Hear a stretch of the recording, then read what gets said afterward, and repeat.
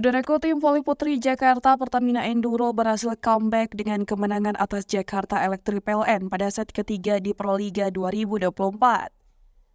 Penampilan yang menurun dari Jakarta Electric PLN berhasil dimanfaatkan Jakarta Pertamina Enduro untuk mendominasi pertandingan, di mana Jia dan rekan-rekannya berhasil menutup pertandingan set ketiga dengan poin kemenangan telak 25-10.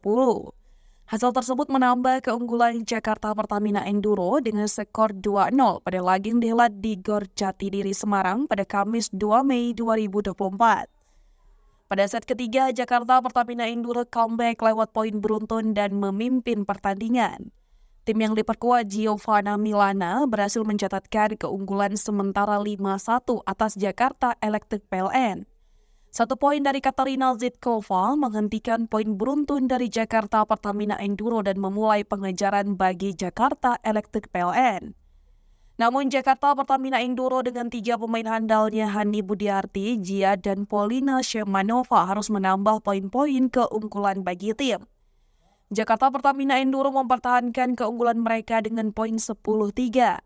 Jia yang semakin tak terbendung ditambah penampilan mengesankan dari Polina Shemanova menjadi motor poin Jakarta Pertamina Enduro. Di sisi lain, Katarina Zitkova dari Jakarta Electric PLN terus mencicil perolehan poin untuk samakan kedudukan atas tim Jia.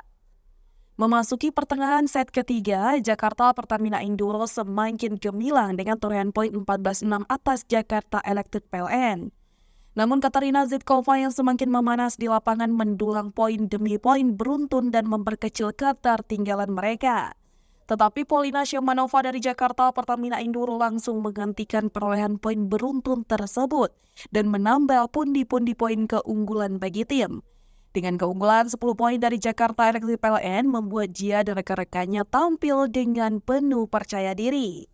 Memasuki fase akhir set ketiga, Jakarta Pertamina Enduro tak memberikan kelonggaran bagi kubu lawan untuk memberikan perlawanan.